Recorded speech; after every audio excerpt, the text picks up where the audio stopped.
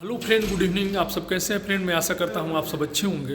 हाथ को फ्रेंड, आज का जो टॉपिक है वो है कि एनएसएच कंपनी में हेल्पर का क्या काम होता है और एनएसएच कंपनी में हेल्पर लोग का क्या पेमेंट मिलता है।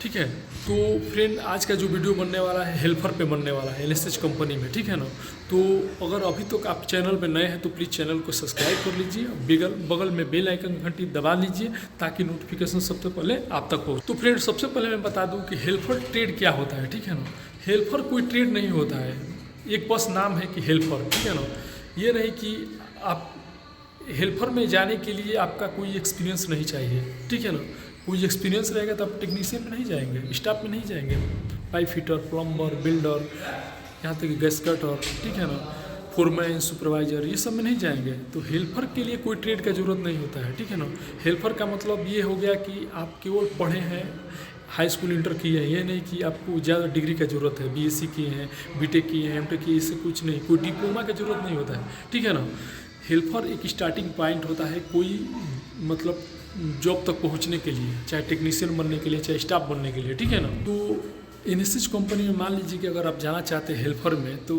क्या आपका योग्यता होना चाहिए। तो सबसे पहले मैं बता दूं कि केवल आप मतलब हाई स्कूल ही किए हैं या 8 पास भी किए हैं तो भी चलेगा, समझ लीजिए। ठीक है ना, हाई स्कूल और 8 पास भी किए हैं तो चलेगा। ठीक है ना, और आपसे बता दूं कि हेल्पर का जो जॉब होता है वो हेल्पिंग करना है। जैसे कि मान लीजिए कि पाइप फिटर है, उसके साथ में आपका ड्यूटी लग गया, बिल्डर है उसके साथ में आपका ड्यूटी लग गया। ठीक है ना, तो बिल्डर के साथ में ड्यूटी लग गया तो बस वही बिल्डर के साथ में केबल खींचना या उसको राड ला कर देना, जो राड जलाता है, बिल्डिंग मारता है।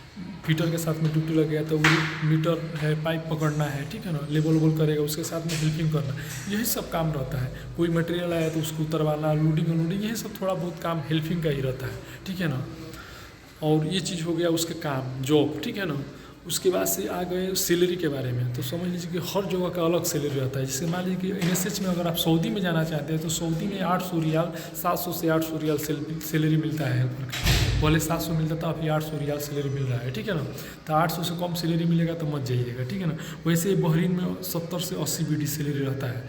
मैं बहरीन में ऑलरेडी था एनएसएच में, तो 70 बीडी उस समय हेल्पर का सैलरी था, अभी 80 बीडी भी मिल रहा है।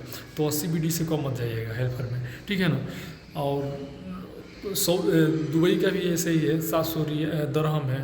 कुवैत यहाँ पे नया जॉब जो चल रहा है कतर में, वहाँ पे भी 800 रियाल से कम सैलरी पे मत जाइएगा। अगर इंटरव्यू है, रिक्वायरमेंट है, अगर आप हेल्पर में जाना चाहते हैं तो कम से कम 800 रियाल चाहिए।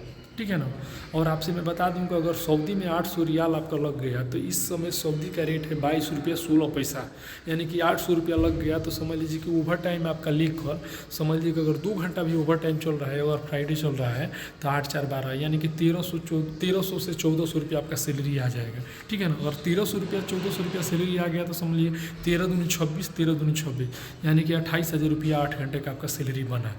उसमें आपका अगर मतलब खाना, कंपनी का खाना पीना फ्री है, यानी कि फ्री अकाउंडेशन है, फ्री ट्रांसपोर्टेशन है, फ्री मेडिकल है, सब कुछ फ्री है। ठीक है ना, कंपनी का।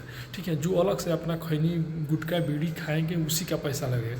तो मान के चलिए 28,000 रुपया अगर ओवर टाइम कर रहे हैं 2 घंटा भी, तो 27 से 28,000 रुपया आप कमा रहे हैं। तो मान के चलिए कि 25,000 रुपया आप आराम से सेव कर सकते हैं एनएसएच कंपनी में हेल्पर में जाकर। ठीक है, तो वीडियो को लंबा ना करते हुए वीडियो का दिन यही कर रहा हूँ। तो आई होप कि हमारा वीडियो आप लोग को अच्छा लगा तो लाइक कीजिएगा, अपने दोस्तों को भी शेयर कीजिएगा, और अभी तक हमारा चैनल सब्सक्राइब नहीं किया तो प्लीज़ हमारा चैनल सब्सक्राइब कर लीजिएगा।